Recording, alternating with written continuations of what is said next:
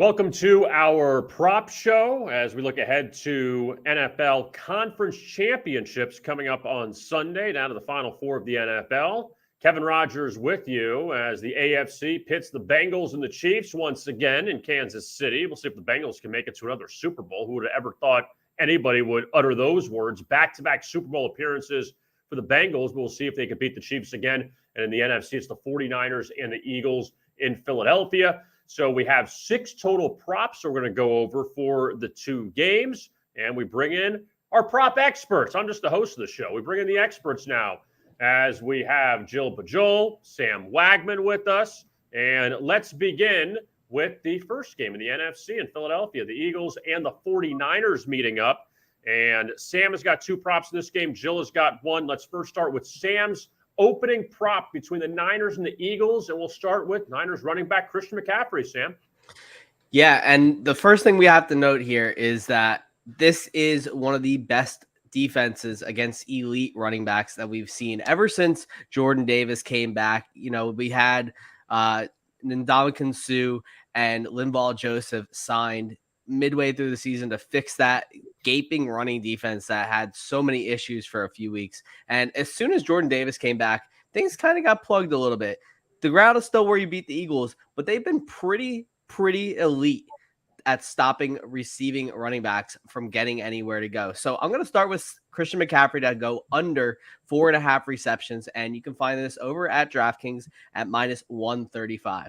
Now, the Eagles have only allowed 4 running backs to get 5+ catches in a game all season, and Matt Breida was one of them. They were able to hold Alvin Kamara, Saquon Barkley, Tony Pollard, Aaron Jones, and Jonathan Taylor all under 5 catches this season, which is a huge feat in and of itself. And if you're the Niners, you definitely want to get the ball rolling on the ground. But Christian McCaffrey's banged up. He's got a calf issue, and he's got patellar tendonitis. And he's only gone over this number in 6 of his 13 games with the 49ers this season.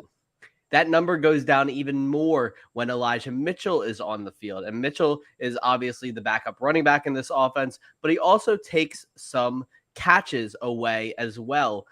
When Mitchell is active, CMC is under this number in 4 out of those 6 games this year. So you got to watch out for Christian McCaffrey. He's probably going to see a lot of attempts, but he might not see as many catches as people think. And I think he goes under this 4.5 receptions number pretty easily.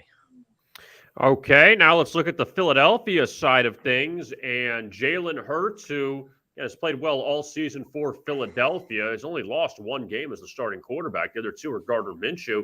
But we go to Jill Bijolle now. And Jill, Jalen Hurts, you like an interception prop with him? Yes, I do, Kevin. Now, I get it. People are probably like half scratching their heads. Philadelphia, they've struggled in a sense with weird defenses. I'm going to name some of those for you. The Giants, the Bears, Washington Commanders, the Vikings, and Jacksonville, where he did throw interceptions in those games, and notably 2 interceptions in the Bears game. So I think that is possible for a great defense like the San Francisco 49ers to trip him up, because I'm looking at, they average about 1 interception a game. They have 20 interceptions as a total defense on the season, regular season. The rush defense is good, and limiting the run, which Philly is good at, will cause Jalen Hurts to have to throw the ball some more, and making him uncomfortable. Well, making any quarterback uncomfortable causes mistakes and inevitably will be an interception. I do want to throw one fun thing in there. The last time Jalen Hurts and Brock Purdy met was back in November of 2019, when Jalen was a member of the Oklahoma Sooners and Brock Purdy was with his college football team, where Brock Purdy's led offense and Jalen Hurts threw an interception in that game. So just a fun little recap of an old game. So I'm expecting to see one happen with San Francisco this game. That's right, the Iowa State Cyclones. They were it was a pretty interesting game. And Brock Purdy, again, a lot of people forget this. He was an excellent college quarterback at Iowa State, and they look at him as just Mr. Irrelevant. But he's led the 49ers to the NFC Championship against this Eagles team. And we're back to Sam now, and a guy who won a Heisman Trophy in college, Devonta Smith. You're focused in on a prop with Devonta. What do you like with him, Sam?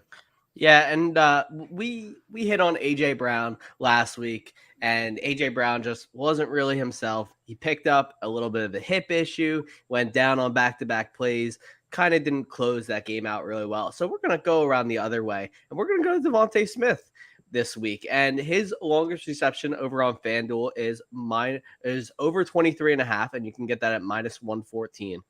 He's got a streak of 10 straight games with at least 8 targets this season. That's nuts. Devonta Smith went into the season basically as a wide receiver 3 type of guy. He had almost eclipsed 1,000 yards in his first season last year, but people didn't think the ceiling was that high, and Devonta threw that right out the window really quick, finished with almost 1,200 yards on nearly 100 catches, posted his best season to date easily, and had 7 touchdowns as well. And in the span of the 10 straight games that he's had with at least 8 targets, he's 6 of 10 to the over in this prop. That's huge because Devonta Smith isn't really a yards after catch kind of guy like the other members of this Eagles team. He's more of a, really run the great route downfield, catch the ball, and then get tackled, because it is a little hard for him to stay upright against defenders with his slight frame. It's really the only downside, for all those BMI haters out there who thought he was too skinny to play the wide receiver position. Now, while the 49ers rank first against short A-dot throws, and obviously I'm going to be right up front, Devonta Smith really runs a ton of those bubble screen plays. He runs, little line of scrimmage routes where he gets the ball and tries to cut inside. But he's also one of the best route runners in the NFL and runs plenty of plays downfield. The 49ers rank first against those short A-dot throws, but they rank 24th against throws that are 16 plus yards downfield. And Devonta Smith has seen a bunch of those targets. Remember, last week, the first play of the game was that 40-yard catch down the field to Devonta Smith, where he clearly ran a much better route against the safety, dropped in underneath, and was a perfect catch to start the game. The 49ers rank 4th in DVOA against wide receiver 1, so think A.J. Brown, but they dropped to 18th against wide receiver 2s, and you can find that over at Football Outsiders. Devonta Smith is one of the best playmakers on this Eagles team. I expect him to be extremely involved, and I expect at least 2 or 3 deep throws to start this game for the Eagles from Jalen Hurts as they look to establish a rhythm. When the 49ers rush heavy, you can expect Jalen to air it out downfield, and he's going to try and get that established early to knock the 49ers back on their heels. So the 49ers and Eagles, the first game on Sunday, followed by the Chiefs and the Bengals AFC Championship rematch at Arrowhead Stadium. Big story, obviously, Patrick Mahomes not 100%, suffered the high ankle sprain in the win over Jacksonville. So we'll see how that affects the Kansas City offense. We'll start with Jill here on the Chiefs-Bengals, and we'll see how that affects Travis Kelce as well, the top target for Mahomes. What do you like with Kelce on Sunday, Jill? Yeah, I am really liking Kelce to go under his 76.5 receiving yards that he is expected with, or currently at, Cincinnati Bengals, they have ranked top 10 against protecting tight ends. Defensive coordinator for the Cincinnati Bengals will definitely have safeties all over him, and they have Travis Kelce's number. They did play earlier in the season where that last game, Kelce went 4 of 6 completions, 56 yards, and was not able to get a touchdown. Now, Mahomes, if he is playing and does play the whole game, he has been having the ball all over the field. And I say he doesn't seem to have one true trusted player except for Travis Kelce. So if the Bengals defenders can limit Kelce and ask him to air that ball out all over, we're going to see some issues on the Kansas City offense. And that is, again, if Mahomes does play or play the entire game. Yeah, we'll see. Again, obviously, if for whatever reason Mahomes isn't in there and Chad Henne plays, how much he targets Kelce, and there's a lot of guys in that Kansas City offense Mahomes can throw to. But again, it all depends on how healthy Mahomes will be. So we'll see how that one turns out. Now we're going to focus on a couple of Cincinnati running backs, and we'll go to Sam now. And Sam, what's your prop you like most with this Bengals-Chiefs game? Yeah, I'm going one more longest reception here, Kevin. I'm going to target Samje Perine over 9.5 for his longest reception at FanDuel -114. And this is a bit of a cherry pick stat here, but it makes sense. In 7 out of 8 games this season where he's had 3+ catches, he hits this number.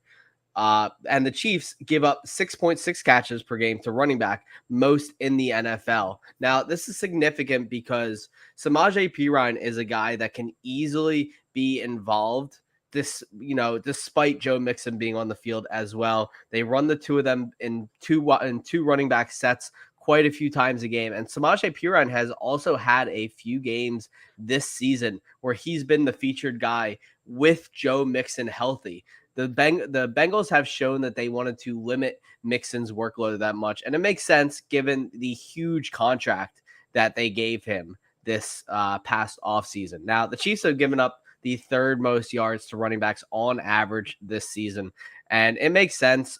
When going against KC, Perine's been on the number lately. He's 3 of 3 in his last 3 matchups against Kansas City. He had a 6 for 49 performance when Joe Mixon was out earlier this season, and he had a 16-yarder in that game. He had a 3 of 43 performance with a 41-yarder last season, and he also had a 1-catch, 10-yard performance in his first matchup against KC, which, of course, he hit that over 9.5 number. Now, Perine's a guy that can run after the catch. He's not just a run or fall down kind of guy. I do like the alternate play here, which would be Perine over 13.5 receiving yards as well. I think they're both amazing plays. I think the longest reception play is much more of a safe play, given that I think they feed him. And we're gonna see what happens here, because I do think the Kansas City defensive line is going to give that depleted Cincinnati Bengals O-line a bit of a hard time. And despite all the issues with Patrick Mahomes, whether people think he's going to be a massive factor in this game, I think that Perine's going to be involved. I think he's going to play at least 30-40% of the snaps regardless. And we've seen him close out games as well. We saw him in that Bills game. He was in there late. He caught a couple passes late. He had 5 catches for 31 yards in that game last week. And he had a 13-yard catch in there as well. So he's going to see opportunities, and I think it's just whether the Kansas City linebackers and safeties can track him down. And you have a pretty good duo in that Cincinnati backfield, Samje Perine and Joe Mixon, both former teammates at Oklahoma, together now with the Bengals. So we transition back to Jill and Joe Mixon. What do you like with him coming up on Sunday? Well, it just seems like on the show, we're a big fan of running backs for Cincinnati this week. I am looking at Joe Mixon anytime scorer, and that is plus money.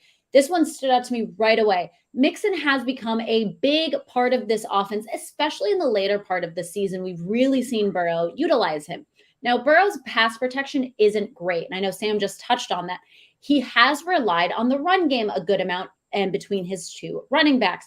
I really like to see him use Joe Mixon. Now, Kansas City's pass defense is decent, and they are going to try and limit Burrow's throwing chances. Again, touching on that O-line issue that Cincinnati is having. Mixon has become effective with also catching some smaller chunk plays, just like Perine has as well. So I do expect him to be used on both ends of either running the ball and catching the ball. Kansas City's rush defense has not been on fire, in my opinion, lately. The Chiefs gave up the 3rd most receiving yards to running backs on average in 2022. And Kansas City's defense ranks 31st in red zone TD percentage. So I'm expecting Joe Mixon to be in the end zone, whether it is a rush or it is a catch, he will be there. All right, so everyone, now you have 6 props for the 2 games, 3 for the Chiefs and Bengals, 3 for the 49ers and Eagles, and this is it. And then we got the Super Bowl, and we'll have a bunch of props coming up for whoever is going to come out for the Super Bowl in Arizona in just a few weeks. And again, our thanks to Jill Bijolle. You can find her on Twitter at It's Jill Bijolle, and Sam Wagman. You can find him on Twitter at Swagman95. And again, thanks to both of them again for their information on the props coming up this weekend. I am Kevin Rogers. Thanks again for tuning in to this edition of our props show for the conference championships in the NFL. And as always, best of luck with your bets.